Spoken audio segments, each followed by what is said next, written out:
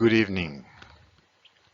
This is the PowerPoint for UTL 522, which requires of me to reflect on my assessment design and to consider redesigning the current document. And I apologize in advance because this is new to me. The agenda has been changed slightly, but the agenda is to provide a brief unit context, a brief overview of assessments, assessment strategy, process for assessment, strategy evaluation, a rationale, which actually was reworded because I didn't think it was clear, and the steps for monitoring and development. There is a conclusion and a thank you note. So in broad general term, if we're looking at all the assessments that are available, the first thing we need to keep in mind is that the assessment is prescribed by CDU. The lecturer actually drafts the assessment and CDU prescribes the type of assessments that are available to lecturers to consider as a form of evaluation. So assessment task 1 is a digital resource, assessment task 2 is an essay, assessment task 3 is a learning sequence, and the final one is another digital resource. You cannot see this because my video is there, but currently there are 12 students that are experts in their target language, which would be Chinese, Hindi, Indonesian, Sinhala, and Spanish. The whole process of my design for any of the units is actually to scaffold assessment for successful outcomes. Brief overview of the context overview. Brief unit of context overview. Apologies. EMG 352 is first of all a subject for secondary languages other than English, unit 2, which follows on from ECM 351, which is English 1. Was designed specifically for low teachers wanting to teach at the secondary school level. And this is very important because we want to engage I want to engage the learners to be prepared to become low teachers in the secondary school context. As I explained before, the majority of the participants are native speakers and technically bilingual. They have Sinhala and English, they have English Chinese, so they're bilingual, meaning that they have already learned a second language, which means that they have some understanding on the process for learning a second language and some of the issues that may occur. These participants are primarily international students with a few domestic fluent students fluent in the target language. The unit aims to explore secondary school language teaching, and the approaches is to explore and reflect on the South Australian Certificate of Education, which guides teachers. Efficient teachers state at the beginning of the learning experience what the intent outcomes are in the course and the process for achieving these goals. Bings and Tang stated that in 2011. However, potentially effective teachers would consider a backward planning approach, which is to think about the assessment first and the intended learning experience and learning outcome hoped for the students. That's what most teachers should really aim for, and I actually make this a practice in all of my units. So Biggs and Tang's suggestions is highly relevant to this day, and it follows on with McTigan, who promotes understanding by design. All right, this looks like a very informative kind of page. What's happening here is, first of all, I need to introduce the assessment, right? As I stated before, the purpose of the assessment is to engage students to constantly reflect on the paths and processes and expectations of the South Australian Certificate of Education, which governs all subjects in stage 1 and 2, which means year 11 and 12, across the NT and South Australia. The document comes with a learning expectation, assessment guideline, and a language knowledge target, which is an example there of the verbs for Chinese. Every lot language follows the same theme to some degree. So they will have all these themes: personal identity, education, and aspiration. However, some of the sub themes underneath these themes will vary depending on the relevancy to a particular language.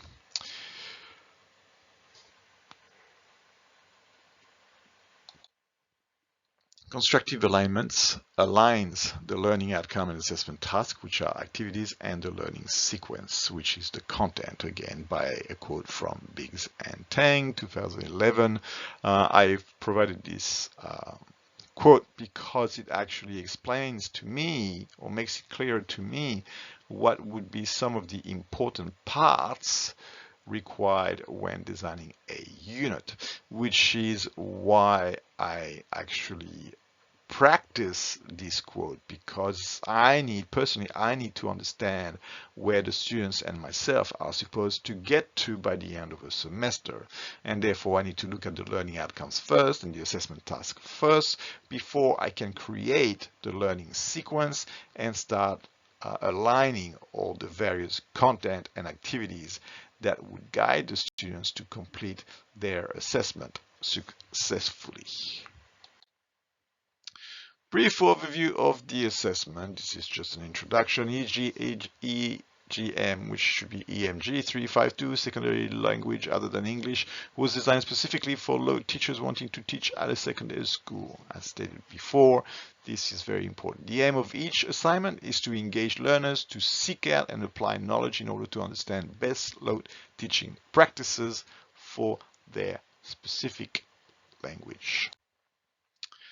So here we're going to look at how I interpreted the assignment. So as previously stated, every load subjects follows familiar or similar themes, right, from the South Australian Certificate of Education. In Assessment 1, we can see that Assessment 1 aligns with the SACE curriculum because a theme is history and culture, and a sub-themes is legend and fables and famous people. And as we can see on the example provided on the right, a student, a participant of EGM 352, actually completed the Padlet, and we can see from this example that there is the SACE curriculum highlighted and emphasized. We have an author, an Indonesian author, which makes it very target language specific. We have some the poem in the target language in Indonesian, all right, and the participants actually read the poem out loud and included that on their Padlet. The result is that the student has created a very effective Padlet that can become an online learning resource to extend year 11 or year 12, stage 1 and 2, students' independent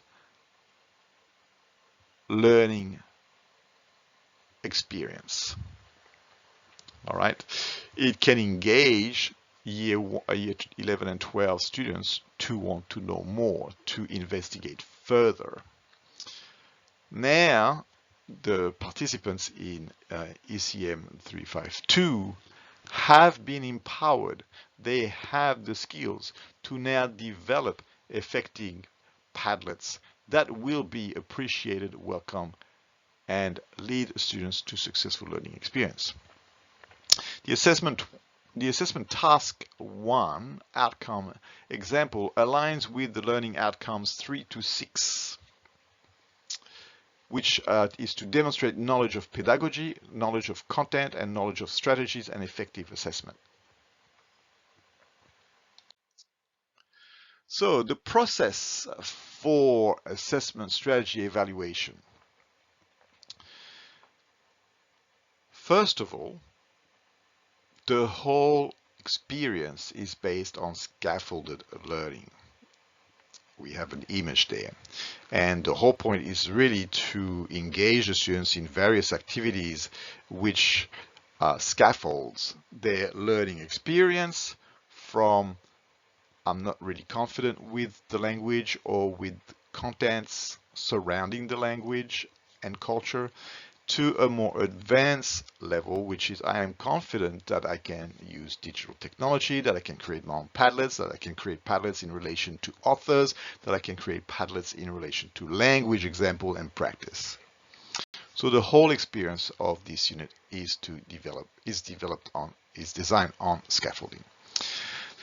The other thing is that part of my thinking as a lecturer at CDU and as a lecturer overall is that, as Bloom's taxonomy demonstrates, the first phase is to remember, right? We need to remember the content. However, the ultimate goal is for the participant to be able to create their own resources. And the whole point of ECM 352 is to enable the students to be able to create their own teaching materials, their own unit of work, their own assessments. So they will become independent learners and teachers of their specific LOTE target language. So what does the assessment looks like? Well, originally designed, what occurred is that assessment 1, which we've already discussed, would provide feedback and direction for assessment 2. If we understood, it enables me also to check the student's knowledge of the target language, which means that now I personally feel more confident that they can actually complete assessment task 2. All right, and based on their performance in the essay assessment task 3, they will be able to go on to assessment task 3, which is the learning sequence, and then eventually assessment task 4, which is to develop digital resources. Assessment task 1 is for early assessment, which is to explore the SACE and select an author of your choice to create a Padlet, which we've already discussed. Leads on to assessment task 2, which is to explore the relationship between andragogy, language learning, motivation, and the SACE content for retention. As a side note, my personal belief is that students that are in year 11 and 12 are adults and can be considered or could be considered as adults because they want to be in the LOTE classroom. In year 11 and 12, the students have a choice to study the LOTE of their choice. And therefore, they've made a conscientious decision that they want to continue on with the language. And this conscientious decision is what I would state makes them adult learners, because they now have specific needs to learn the language. Assessment task 3 is to make sure that they design effective learning and teaching programs aligned to SACE. All right? And the assessment task 4 is to create a digital learning resource for assessing students. So it's a constant loop of feedback from one assessment to the other, and this enables me to check that the students are near fluent in their selected target language. Redesign consideration. Authentic assessment focuses on students using and applying knowledge and skills in real life settings. And the next quote is, which I'm not going to be able to read because my bubble is right there. Developing assessment task requires decision making about which parts of the student experience are valuable and worth marks in the academic grading system, which parts are valuable for the learning experience, and how to navigate the myriad of choices to achieve these. Now, this is a very important quote because as lecturers, this is what we need to consider. It's not just backward planning. It's not just understanding the learning outcome and trying to design some assessment, but we have to evaluate the value of the assessment, the worth of the assessment, its reliability, its validity of the design, and to ensure that the grades that we allocate to the students are true and accurate. And to achieve that, we need to constantly reflect and navigate the myriads of choices to achieve this. So the redesign looks something like this. All right, so first of all, in ECM 351, students have to demonstrate learning programs and culture, right? And their understanding of learning programs and culture. In assessment task 352, I wanted them to demonstrate learners focus on English explanation of selected poem and English explanation of the target language, right? Assessment task 4 in its current state is a valid task. It engages the students to create a target language resource via a Padlet to activate independent learning skills and independent learning journey. All right. However, it is not the most reliable since my participants have already completed a Padlet. So this is a duplication of the same task, which could be placed under question. Why would you repeat the task if they already know how to do a Padlet? And if they've done an excellent Padlet in the early assessment, why would you want to test it again? So the task is valid, but it's not a reliable task, right? So this is the task that I would redesign, or the assessment I would redesign and reconsider for changing purposes. So what I'm thinking of doing for next year, semester 2 next year, is to convert the current assessment task force into the redesign consideration, which is below. What I'm thinking of introducing is that every 2 weeks, students will have to create a voice thread based on the SACE grammar focus for their specific target language. Therefore, the students will have to practice their ability to use a teacher-like explanation and demonstrate the target language being used, providing visual cues, such as this PowerPoint here, and the whole experience will be peer evaluated. The peer evaluation means that students who are not so confident with the SACE grammar content will have a chance to learn new content, revise the content, or just confirm their knowledge and awareness. The revised consideration may engage learners to demonstrate their SACE knowledge in the target language. Step 4, monitoring the development. So,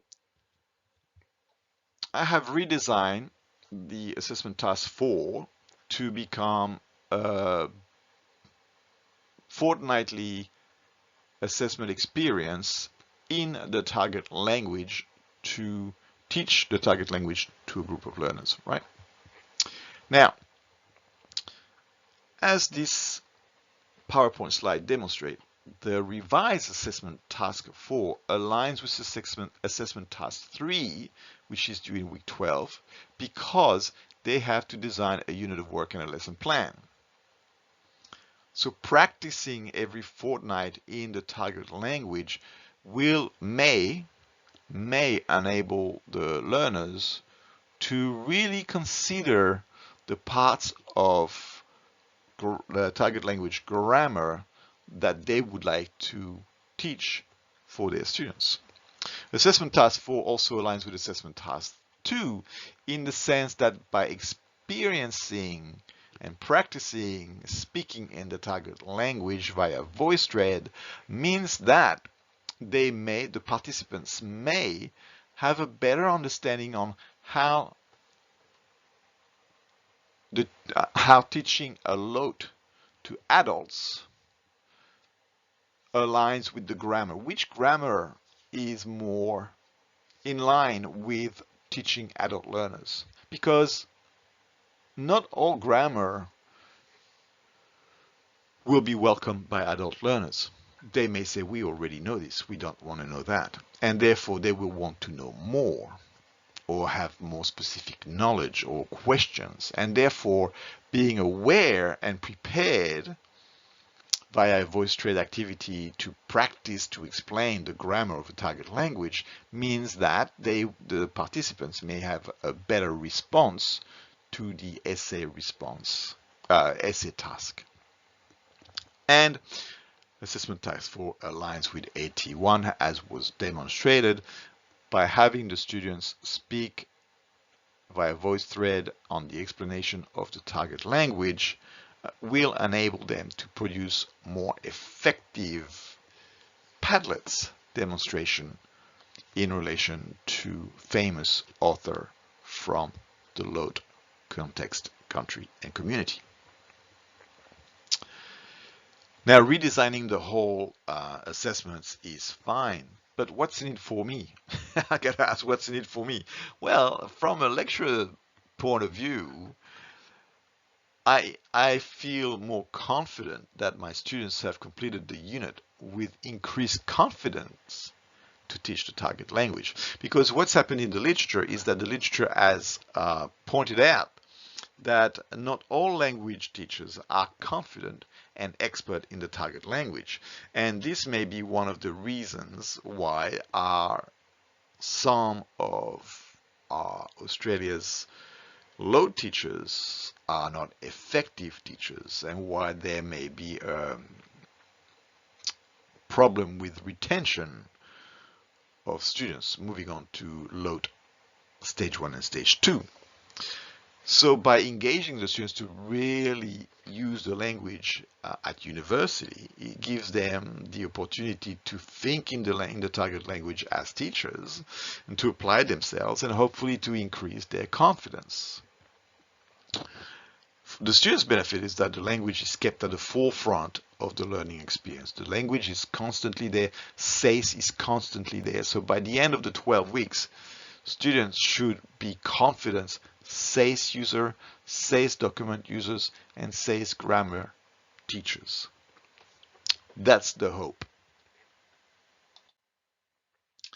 So, as the previous slide indicated, I like this approach because the revised approach aligns with my preference for a 5E model, which means to engage, explore, explain, elaborate, and evaluate.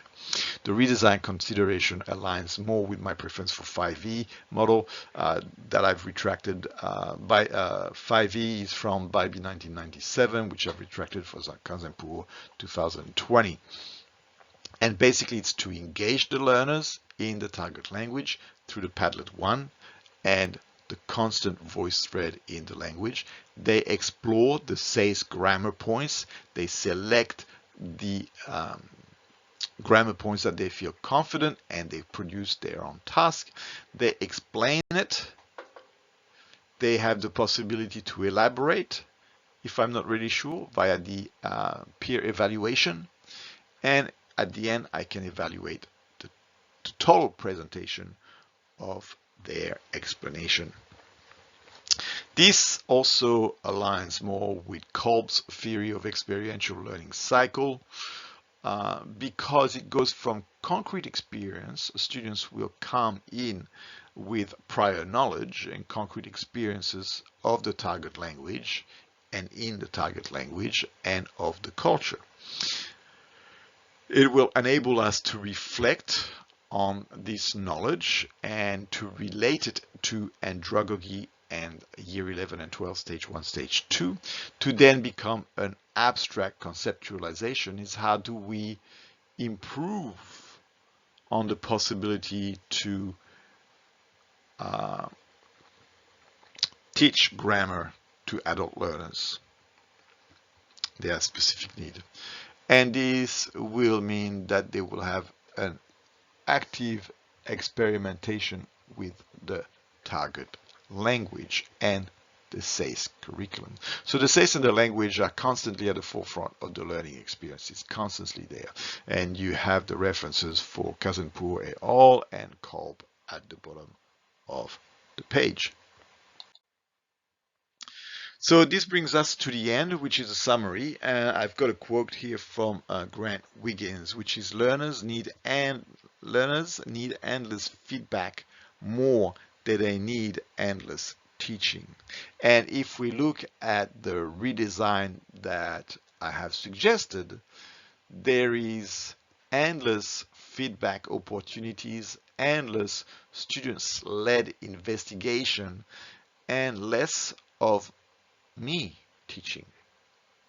My role becomes that of a facilitator. I facilitate the students to explore the SACE curriculum for stage 1 and 2, and they have more opportunities to reflect on the expectations of the SACE and their awareness and familiarity with the LOT language. To conclude, this assessment review investigation completed a full cycle and is an ongoing progress towards ensuring LOT teachers are equipped with the confidence to deliver effective lessons in the target language to students in year 11 and 12. This PowerPoint provided a brief overview. This is just a brief overview of a context and assessment, suggested a process for assessment strategy evaluation, offered redesign suggestions, and provided steps for monitoring the revised assessment. So we've covered those main points. The whole journey for considering redesigning the assessment trajectory in ECM352 was based on a constructive alignment and was supported by a variety of literature. So thank you very much for watching. I hope this PowerPoint was informative and that it enabled you to understand what my objectives as a lecturer at CDU for the teaching of LOTs are. Thank you and goodbye.